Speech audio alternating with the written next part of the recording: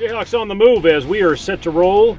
Another evening edition as we get going, and it's a weird weather night this week, or it's been a weird weather month or two, or whatever it's been. As it's squishy out there. As you've got 2 weeks left in the football season, and there's some things I'm sure you'd like to be on the field, Coach, doing that a little hard when you're playing on a sponge. Yeah, well, the first part is, you see animals lining up 2 by 2 walking down the paved road, so that's kind of tough to keep the boys focused. That's a terrible joke. It's tough. That was a biblical reference. Yeah. I thought it was funny. Bad dad joke. You're loud. Yeah. So one thing I see is, it's a little spongy. It's a little slickery out there. You got guys sliding. But what's really great about it too is we were able to go out there and kind of focus on those little things. Sometimes maybe like in our steps, or if we're trying to break down, we get a little elongated and we get super, if our feet are a little bit wider than they should be outside of our base, and then we're going to slide. So trying to reiterate, bringing your feet, making sure you have your feet underneath you.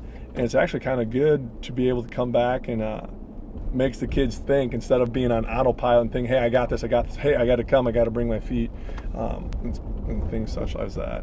Everybody's dealing with us, and I thought for certain Friday night, you canceled JV game against Dike New Hartford, moved the game to 7, then move it to 6 o'clock, and I thought for sure enough we were going to be sitting at some sort of delay.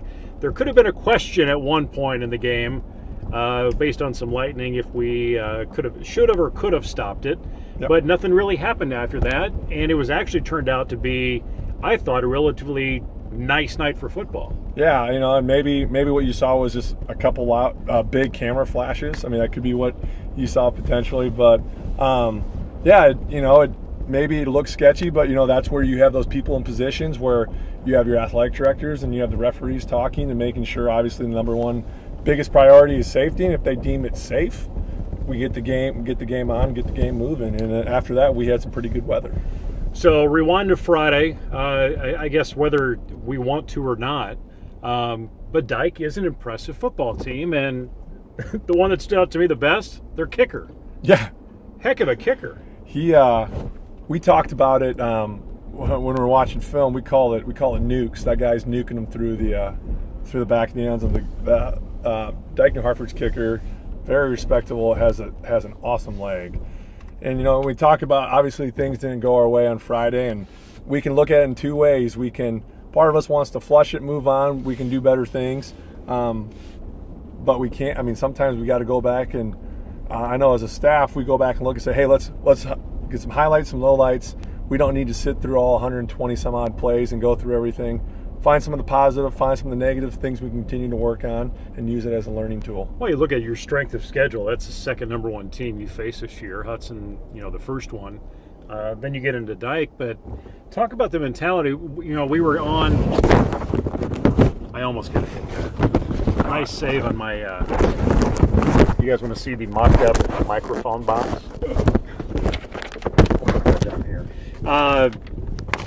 They're still in your mind. It's Dike, or you get out there and their second string, was as big as their first string. It seemed like, and overcoming, I guess, mind over matter is a big conversation you have to have. And it's tough. I remember growing up playing against certain schools. Eden Prairie was a school that was in our conference, and it's Eden Prairie. And sometimes when we just we got to get outside our mind a little bit and know that, for the most part, we have some of the same kids that other schools do around us. Now, they're able to pull from a little bit bigger demographics, some bigger cities from around them, but we've been able to beat them before. We are competitive in other aspects as well, and if you think that you can't hang with them, then you might as well not even show up and play. So part of that too is being able that, hey, we talk. These are high school kids still. These aren't JUCO guys, college guys coming down and playing. They're still high school kids just like you. So when you look at a program like Dike New Hartford, and there's obviously some tradition there. Hudson has tradition, Wapsie Valley has tradition, but there's schools out there that have come along, and you look at like a team like Independence, that is a bigger school, but they haven't had tradition, but they see some success. There's some pieces that need to happen, some building blocks, if you will, to try and get to that point where you can start to be to start to have a positive football tradition. Yep. But that takes some consistency, takes a little bit of time, but consistency is a big thing. Yeah, and it's all about what type of climate, what type of culture, what do you value? What do you value as a school? What do teachers value? What do students value? And everyone can look at, those perennial powerhouses, and you can say, well, we want this. We want to be like AP. We want to be like Dyke. We want to be like this. I don't want to be like those schools. And there's a lot of our staff, a lot of our people, they don't want to be like those schools. We want to be Jesup. We want to be us. And obviously there's some things that we need to tweak along the way, but we're not going to go ask kids be things that they're not going to be, or we got to form it, we got to mold it into the way it's going to make our kids the most successful. And then like you said, the biggest thing is making sure it's consistency. So a big piece of this has been your seniors. They've been this along the way, and I think this is they were sophomores, I think, when Jesup was in the playoffs 2-3 years ago, and this has to be challenging for them. No wins last year, got the one win so far this year. But talk about that group of seniors that you're working with, and you've got some that look at like a Zach Mead. If he had another year under his belt playing football, he would be even a better player now as he is today. Correct. And it's where it starts is obviously any kid that comes out for any fall sport is a huge asset to our athletic program, all the way from middle school all the way to high school. The more time you can spend in a program that has consistency, you have a chance to get better. Now, if I'm going back and forth if I want to get better at, if I want to become a master chef and I take a year off and I go back to it and then take a year off, I'm not going to develop great consistency with it because I'm not working on year after year after year. That doesn't mean I got to always be working on that specific skill the whole entire year. But if you have gaps in your training, you're maybe not going to see the success you want to see with it. Like we talked about before, these seniors that we've got, they're working on laying the foundation. We've talked about it, and they're convinced that they're putting in the work. And I know it's not looking like what everyone wants it to look like, but they understand that, hey, we're going to be that group that lays the foundation, builds the foundation for the groups underneath it. And so when we're talking about this 5-7 years from now, we talk about how Jesup's the program that everyone wants to be. That senior group can say, yeah, hey, we started that. We're the group that started trying to build the brand that everyone wants to be. Talk about Dylan Brown, as we go through this list, and if you can just say, a couple things about these kids as they've come up through the program, and you've been here, 5 years, so you've seen them when they came into the high school area. Yeah, Dylan Brown, sneaky athletic out there, trying to. We've had some injuries, some injury bug with him just a little bit, but he's out here trying to compete, and it's been really great to see him, especially as a senior, coming out and say, Coach, whatever I can do, wherever I can step up, wherever you want me to be, I can be that guy for you. So that's been awesome to see out of Dylan. And Derek White's in camp. Derek, one of the best things I can say about Derek is Derek's always kind of been really kind of soft-spoken, especially this year being a senior, coming out, being a little bit more vocal. I've never talked to him so much, and I've always had him in PE, which has been great. Coming out here, also trying to fill any role we ask him, whether it's cornerback, wide receiver, punter. Whatever we ask him to do, he's out there trying to make the best of whatever situation he's in. Jaden Hanson. Jaden was bit a little bit by injury bug. I remember him coming talking to me in the spring saying that he's going to have surgery on his ankle. I know he really, really loves track, and he's one of those guys that he's been injured the whole entire year, and he's been able to be at practice. He helps keep stats for us, and he's just trying to be that kind of that glue guy that kind of keeps everyone together and tries to keep people's spirits up. Zach Mead coming from cross country last year into football. We talked to him about a little bit. Yeah, Shaq Mead coming out here and just, trying to be maybe a little bit of the humor guy sometimes, keeping everyone's spirits up. And, just like any of these seniors, they've been great to try to help us out. And it's been great to have them out, have them be raw and just kind of, hey, Zach, you can do this. Oh, really? I didn't know that. So just kind of fun to be able to, not that some of our other guys are willing to be coached up, but Zach's always trying to be a sponge and learn much about the game, even though he's only got so much time left playing football. And you got somebody who I think is trying to be a junior CEO, Chief Energy Officer out there, Sam Cooper. Sammy K. And the tough thing with Sam is Sam's always looking for ways to try to be a role player, whether it's scout team, whether it's trying to be in on special teams. And you nailed it on the head. He's a glue guy. He's a high energy guy. And, sometimes it's like, hey, Sam, I need you over here, and I need you to be focusing on these guys. We don't need the crowd right now, but I need you right here. Sure. And that's great. And, and I've told Sam this, your energy, man, is so infectious. And if everybody could have that energy, man, the sidelines would be buzzing. That would be awesome. And then you get into Josh Gill.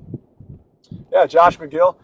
Josh has been a guy who's been out for the program. And I remember when he was younger, when I was calling JV, well, I was a JV defensive coordinator, try him in defensive line and try him in different positions. And, you look at Josh, he may not be the strongest, may not be the fastest, but, sometimes he's able to kind of have the nose for the ball and kind of be in the right position at the right time. And then you can look like a guy, Logan Cole, who, he's right in there on defense a lot of the time. Logan, one of the people that if you want to go find him at 6 a.m. in the morning, he's usually kind of found in the weight room. And Logan has been someone who has really made himself into the player that he is. Just a big weight room guy. Coach, I'll do whatever. What you ask me to do is I'll give you my best effort. It may not look pretty, but, he's one of those guys. I talked to him again this season, I know he wanted to play. He believed he could play a different position, and I said, we might be looking at you here. And he's like, whatever it takes to get on the field, Coach, I'll be your guy to do that. That's what you want to hear. And then exactly. Then talk about a guy like Tristan Reyes. Tristan Reyes, similar position. A guy who has had actually a really good winter and spring and a summer and really developing himself for his senior year, for a stellar senior year. And not one of those guys. He just works, and he's gonna give you a solid effort. And he's from where a lot of these seniors were when they were 8th graders and 9th graders to how much they've matured. Tristan's one of those first guys that comes up and, man, he's doing some great things, and his maturity is just soaring. Landon Siebert. Brendan Siebert. Siebert he's been doing some great stuff. That's another guy who's matured an awful lot. And, in the last couple of weeks, he's been kind of out with the injury bug, but I know he's been awesome. Me and him have had some great conversations about football, and he's like, I'm having so much fun this year and this and that. And he's reliable. He's reliable out there offensively, defensively. And there's times we're out there and it's play 137. I'm like, Siebert, how you doing? He's like, just fine, Coach. I'm ready to go. Like, good for you. Well, another Harrier you pulled from Winnett Green. You'll get Josh Johnson to contribute for you as a senior. Josh Johnson. And Josh came out and asked during the football season if he could come out. And, we've had our conversation, and he made up all the practices he missed. And, and I told him, I said, Josh, I don't know what facet you're going to be in, and I know you're a quick learner.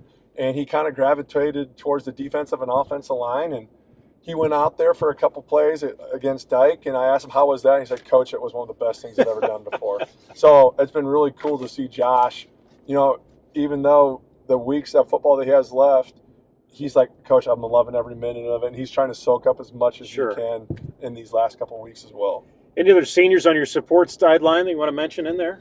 We've got Lloyd, we've got Burke, we've got Durham. Okay, I just want to make sure I got everyone. Okay. Those girls, they're so awesome. I'm not able to tell them to it enough, and I need to do a better job about that. They keep all the stuff in line. They do stats. They get the waters.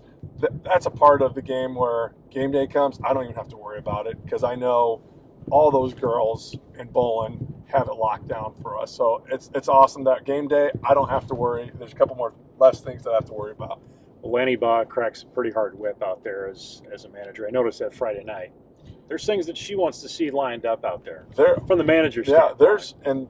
She should be heavily recruited as a manager right now. There is. I mean, we got to sweeten the pot to make sure she doesn't go to cross country or anything like that. And, and like we've talked about before, it takes a village, and as many people as we can have out helping out at a practice or during games, it's awesome. You talked about the village. It takes a village, but you got the moms group. Got the moms group. They are part of the village that kind of the group behind the scenes that makes some things happen, and it's not always food related either. Right, they're the unsung heroes. We talked to the boys about, there's a lot of stuff. I mean, if I had to guess, majority of the boys don't do their laundry. Okay, it's probably their mothers, and especially with the white pants, I usually catch a little heck for I am hoping that I've been around the middle school team. Yeah. And maybe some of those mothers maybe need to make more attention to maybe getting the laundry done. Yeah. Sometimes some of that stuff doesn't make its way home. So it's usually trying, by the end of the football season, it's usually crawling all the way back home to get washed. So when we retrieve it, it's not as stinky as it once was. But those moms do so much for us. Part of the moms group is I'm in constant communication, just talking about, hey, let's do this. Hey, we're going to have practice here. We're going to have, this is the schedule for this week. I send any mom that's part of the moms group kind of an itinerary of what everything looks like when the bus leaves, just so they can totally be informed. And it's awesome. They prepare the meals before, if it's a long bus ride, or the pizza after. And it really kind of, go back to it takes a village, and it makes everyone feel like, and everyone is doing a part. Is there a dad's group? That's one thing I talked about the football mean. Back in Rosemont, they have a dad's group, and they maybe I don't know what other dads groups look like, but I know what I'd like it to look like potentially in the future is chain gang, film crew, field painting, field maintenance, and I think that would be cool, and that's a step I wanted to eventually take. It wasn't going to happen this year, but something that can definitely happen next year. So if there's any dads out there that listen to this and have any interest being part of the village or asking whatever they can do, I know we're always looking for volunteers to help film games for us, be reliable film sources, running the chain gang, and field maintenance. So if you have any questions about that, I'd love to talk about it. What have you enjoyed most about your first year as being a head coach? It will always be the kids. Just the process of things that are changing, but just the different role, and that's why we get into coaching. We get into coaching because it is about the kids, and there's things we've learned, and it comes back to just getting better and being about the process of getting better, and the fulfillment of I'm getting better. I'm trying to make other people better, and it's been fun. What's one thing you've thought you can maybe get going this year that just has been hard to get going? I guess off the field. Either I haven't had enough time, or just hasn't quite evolved the way you want to. They just still have some ideas of something that you want to impart in the program, or kind of along those lines is where I'm going with that. Is there something? Oh yeah, okay, yeah. I would love. Back at my old high school, we have this. I think his name's Bob McCarthy, and I'm pretty sure that was the last name. And he did all of our film. Our head coach would hand him the camera. He would upload it. He would make a highlight reel. He would tag all. Well, we have a service that tags our data now for us, but just stuff like that, and just obviously being the dude, part of that is I have control of that. But just being, here's the stuff, upload it, get it taken care of. So I think that would be the next step, and that could be a dad. So it's really building on your internal football community, that right. People have their roles. It's not a lot of stuff that just falls on the same people right over and over again. Because I know you're up till 1 or 2 in the morning sometimes on that Saturday. I know that. You're uploading film or doing stuff like that. So, and uploading film or waking up super early. And then the other hard part you talk about is balancing between being a football coach and being a husband and being a father. I mean, one of the worst things sometimes that I've heard is, well, she's a football widow, and talking about wives, and it's like, no, you don't totally just neglect your wife at that time just because there's football going on. You still should try to get your family involved the best you can, and not just put that in the back burner. That was a dig at me because I'm keeping him another 20 minutes, or he fine. could already be on the way home. No, you're fine.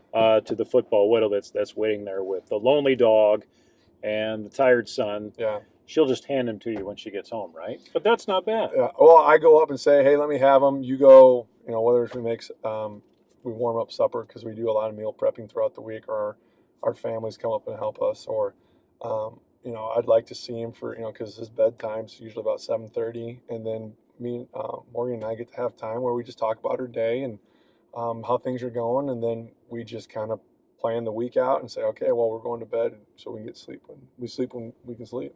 Well, we've got our final home game of the year. Senior night, we talked through all the seniors. Just a quick touch on what you're going to see from Iowa City Regina.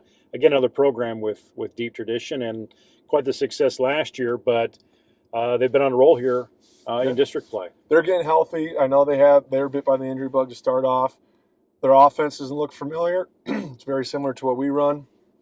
Defense, maybe a little similar to what some of the other defenses we've seen from some of our other district teams.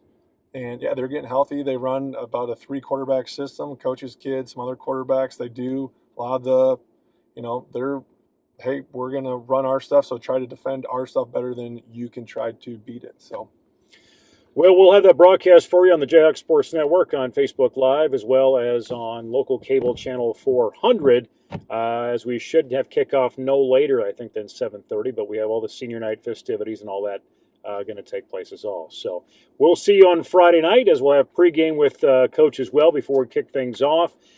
Everybody have a great rest of your week. Go Jayhawks! Great day to be Jayhawk. I always hope he's going to say it. We'll see you.